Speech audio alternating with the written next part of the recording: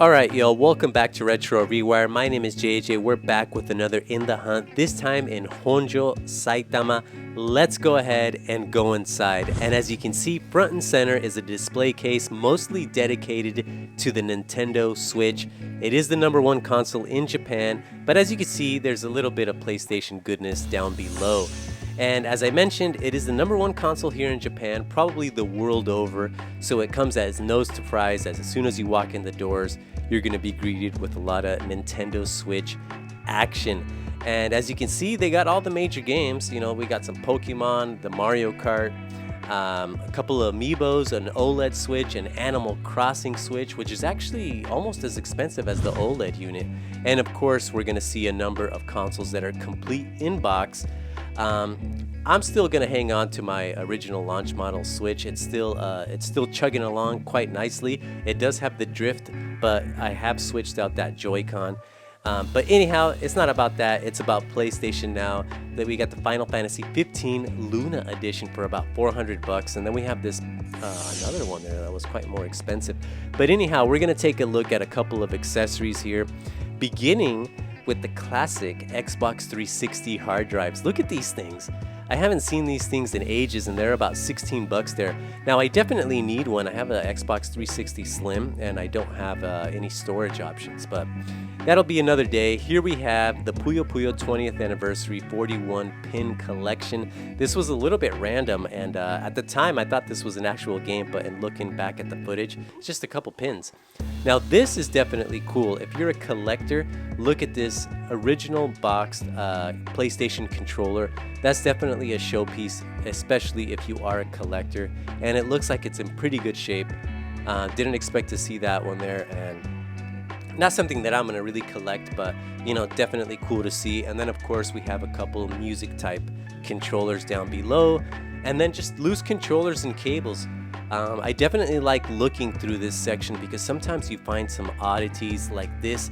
Now this is a Super Nintendo lead that can also be used on the GameCube, but as you can see, it has outs within the cable, so that's a video out connection, so that's kind of interesting. But anyhow, here, look at all these PlayStation 3s. We got the PS3 Fats coming in at $77. That white one definitely looks cool, but this one takes the cake. Look at that beautiful blue color for the PS3 Slim, as well as that white PS2. Both of those together actually look mean, and you know, if you're all about decorating the game room, those are definitely gonna spruce things up. But they had quite a few of generic consoles in the back, and in the forefront, definitely loads of PlayStation 1. Freaking awesome system, what can I say? A lot of these are kind of clocking in at more or less $40. They are all working because this is not the junk section, so that's definitely cool.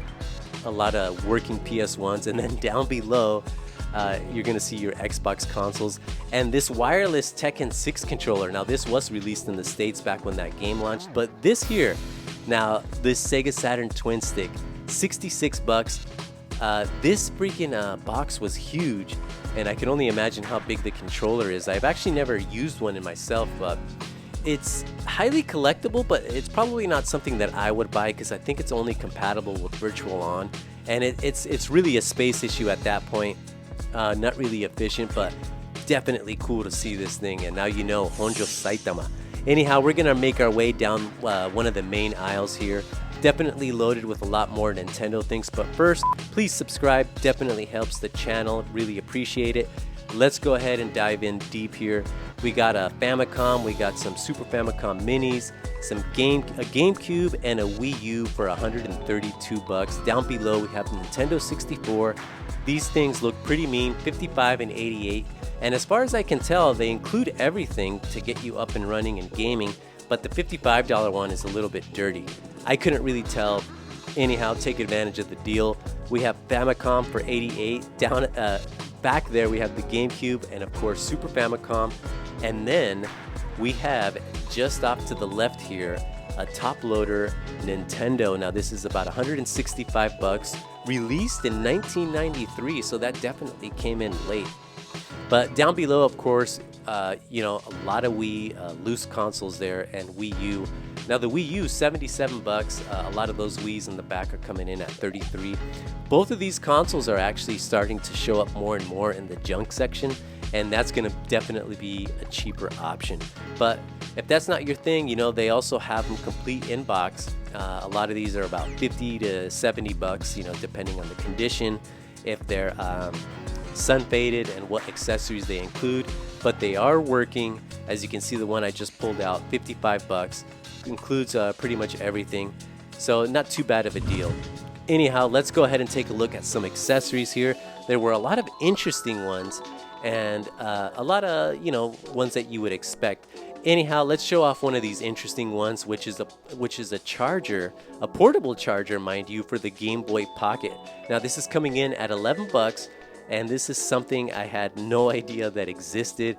Definitely ahead of its time, but as you can see, you just plug it in, and it seems kind of a little bit awkward because it kind of has like a little lead that pops into the Game Boy Pocket. Anyhow, lo-fi Nintendo 64 RF adapter for 3 bucks. That's as lo-fi as it gets.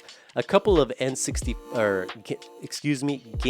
memory cards, and then we have a little a faceplate here for the Nintendo 3DS, and then we have a teal GameCube controller. Now for a minute these things were actually quite expensive, but as you can see, $36.50, not too bad. It is working, as well as this Hori controller for the N64 for 44 bucks. And this one looks like it's actually quite comfortable, and it's definitely a lot prettier than the original iconic N64 controller, as you can see there.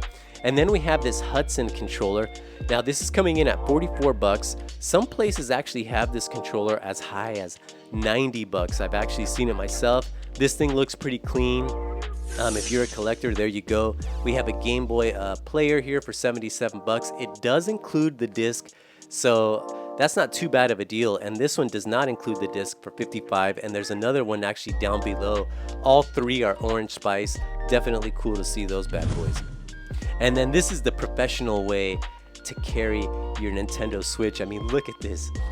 You got plenty of space for all your games. You got the special padding for all the accessories. That's a little bit too much for me, but definitely cool that they have something like that in stock. Anyhow, we're going to take a look at a few games here. We have Switch games, Wii U games, and of course, Wii games. Lots of Wii games there. And you know, for the Nintendo Switch, they pretty much had everything that you would expect. So that's definitely a healthy sign for this particular location. I definitely recommend that Samurai Spirits Neo Geo Collection, $38.50. Not too bad of a price. We have Metroid Dread. Now, I still haven't bought a copy of this, and it's probably going to be a while, just because I think that's a game that requires a little bit of a time commitment, which I don't really have at the moment. There's other games on the priority that are a priority for me, something like Resident Evil 8 Village. But here's one that I actually do own. Now, I have this for the PlayStation Vita, but this East Origins actually got a Switch release, as well as a PS4 and on Steam. But as you can see, it includes a few things. Definitely cool to see this one too. And then we're just gonna make our way here through the Wii U. Just your standard type things that you would expect for the Wii U. A lot of the first party titles. The poor Wii U. Anyhow, let's go ahead and take a look at some Wii games. Now the Wii games was actually pretty impressive. You know, we got both Mario Galaxies, we got RE4, we got Phantom Brave there, the Anniversary Mario Collection, and then we have Super Mario Bros. Wii. Now this is about $6.80, so about $7. I actually picked mine up in the junk section for $3. But of course we have a couple Sonic games, Wario Shake It, which is a freaking cool game, definitely a pretty one.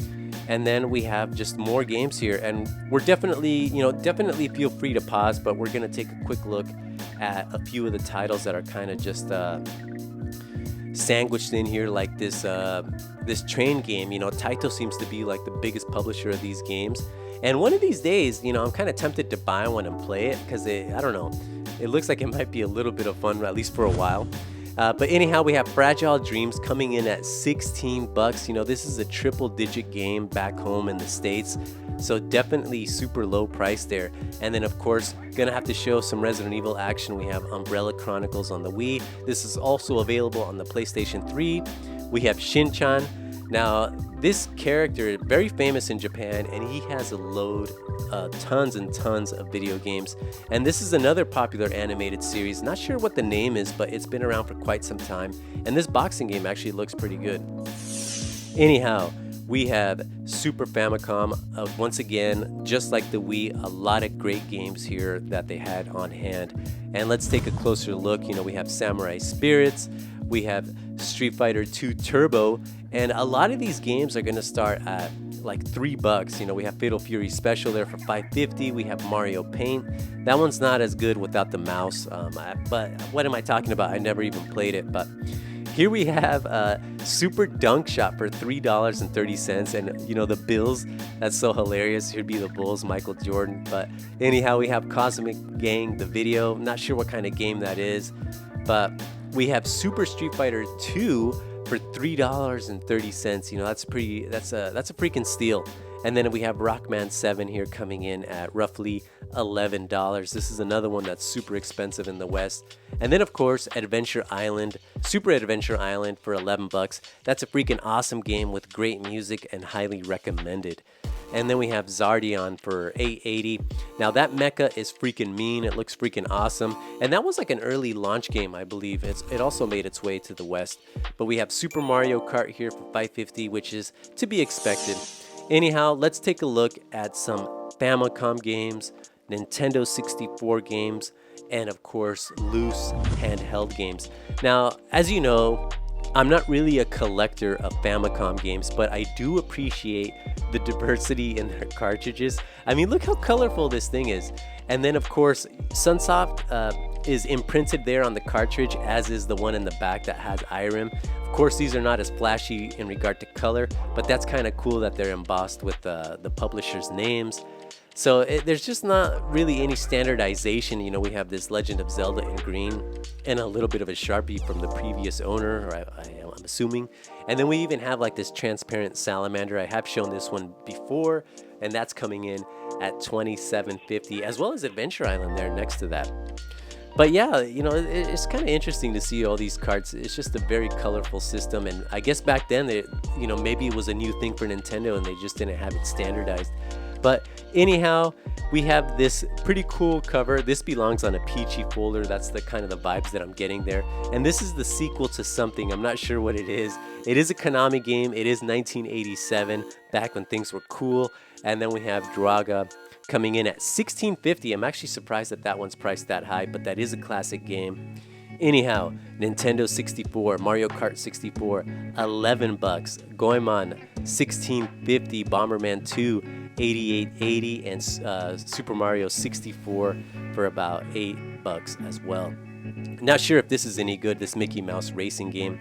But I don't know. I think that's one that I would like to try. It is backed by Rare, developed by Rare, as is Donkey Kong Country 64. That's another great title.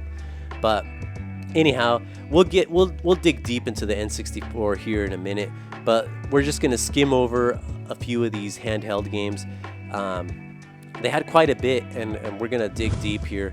But you know, if you come to Hard Off, if you ever find yourself in Japan, definitely hit it up, because as you're digging through the cards, I mean, look at this. It's just a bunch of gold here. You know, we'll take a closer look at that Goemon game here in a minute. We're gonna keep digging, so you guys can get you can get an idea of what you would expect if you were to hit up some of these locations. But definitely a lot of great titles, and again, a lot of them start at $3. But this one here, $22. Goemon's Great Adventure. We have Diddy Kong Racing for $3. We have another train game, of course, by Taito for $11, and then we have Sonic and Tails for $5.50. We have this Pitman. I'm not sure what this is, but $8.80. Pocket Monsters for $8 as well. This is a funky looking game, and I have no idea what that is. I'm not gonna even pretend. I think this is Digimon, but this is for the Wonder Swan. Definitely interesting how they kind of exposed the pins there. I'm not sure if that would affect the longevity, but they even had the lone Neo Geo Pocket game here. And then of course we have the Ram Kart for KOF 95 on Saturn. Not sure what that is, but the cover was intriguing. We got some Mario Golf there, and of course Nemesis. Anyhow, what we're gonna do next episode is we're gonna continue here at Honjo Saitama. We're gonna take a look at more display cases, PC Engine, Xbox, of course, Sega Saturn, and hardware, and plenty more. Anyhow, that's gonna do it for today's episode. As always, thank you for checking out Retro ReWire. My name is JJ, and I hope to see you all very, very soon. Ciao.